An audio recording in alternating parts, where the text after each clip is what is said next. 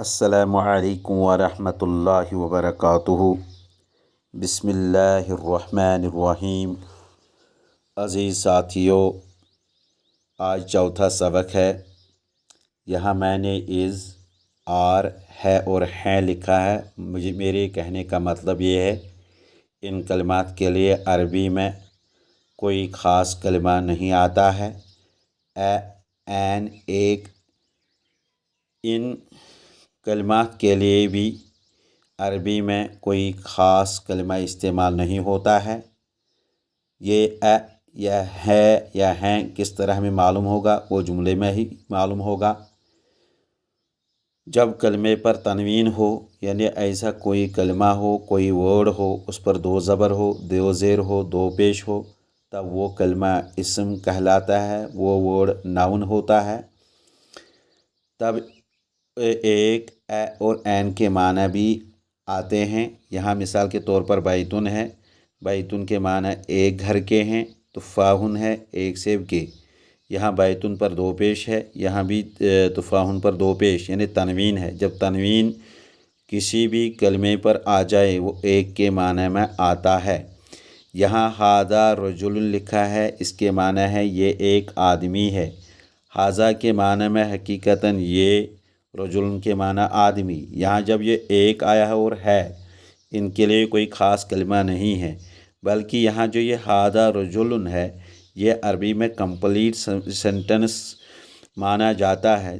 جب اس کا کسی زبان میں ترجمہ کرنا پڑے گا تو وہاں بھی مکمل اور کمپلیٹ ترجمہ کرنا ہی پڑے گا۔ اس لیے یہاں ہمیں یہ ایک آدمی کے معنی میں ماننا ہی پڑے گا۔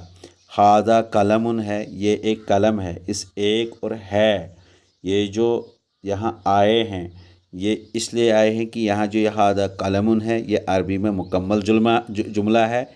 اس لیے اردو میں بھی یا انگریزی میں بھی یہ مکمل جملے میں ہی اس کا ترجمہ کرنا پڑے گا۔ تو اس لیے ایک بھی اس میں آیا اور ہے بھی اس میں آیا ہے۔ تو یہاں یہ چند جملے ہیں، یہ آپ خود بھی پڑھ سکتے ہیں۔ ما ھذا، ھذا قلم، ھذا کلب، کل ہی ان کا معنی ہم نے پڑھا ہے۔ من ھذا، یہ کون ہے؟ ھذا طبیب، ھذا جمل، یہ ایک اونٹ ہے۔ اھذا دیک، کیا یہ مرغا ہے؟ نعم، ہاں۔ اھذا کلب، کیا یہ ایک کتا ہے؟ لا، نہیں۔ ھذا قط، یہ ایک بلی ہے۔ دیکھیے یہاں ھذا قلم، ھذا کلب، ھذا طبیب، ھذا جمل، یہ جو ایسے جملے ہیں جو مکمل ہے، ان کا ترجمہ بھی جب کسی زبان میں کرنا پڑے گا مکمل ہی کرنا پڑے گا۔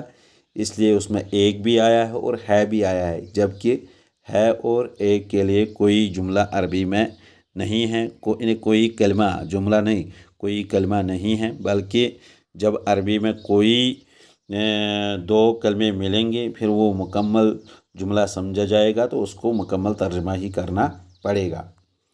اس کے علاوہ جو میں نے آپ کو بتائی ہے باتیں، ان میں سے ایک بات یہاں رہ گئی ہے۔ ھذا جو ہے، یہ ھذا پڑھا جاتا ہے، مگر اس طرح ھذا نہیں لکھا جاتا ہے، بلکہ ھذا اس طرح، اس ہا پر کھڑا زبر ہوتا ہے۔ تو یعنی گوئے کہ جو یہاں الف آپ کو دکھائی دے رہا ہے، یہ لکھنے میں نہیں آتا ہے۔ اور یہ بات ابھی میں نے بتائی، از کے بارے میں یا آر کے بارے میں کوئی خاص کلمہ نہیں ہوتا ہے۔ اسی طرح یہاں جو اور این جو آپ دیکھتے ہیں، اس اور این کے بالمقابل ہم نے جس کلمے پر تنوین ہو تو وہ ایک اور این یا این کے معنی میں آتا ہے۔ اور یہاں ایک اور کلمہ ہے کا استعمال ہوتا ہے، معنی از، یعنی اھذا بیتن، کیا یہ ایک گھر ہے؟ از دس اے ہاؤس۔ اسی طرح یہاں چند جملے ہیں۔ ما ھذا، واٹ از دس؟ ھذا کتاب، دس از اے بک۔ ھذا بیتن، از دس اے ہاؤس؟ نعم، ھذا بیتن، یس، دس از اے ہاؤس۔ لا، نہیں۔ ھذا مسجد، نہیں، یہ ایک مسجد ہے۔ من ھذا، یہ کون ہے؟ ایک اور بات جو میں یہاں آپ کے سامنے رکھنا چاہتا ہوں، تو اسی پر ہم بات ختم کریں گے، وہ مکتبن ہے۔ مکتب کے معنی میں نے آپ کو بتایا تھا آفس کے۔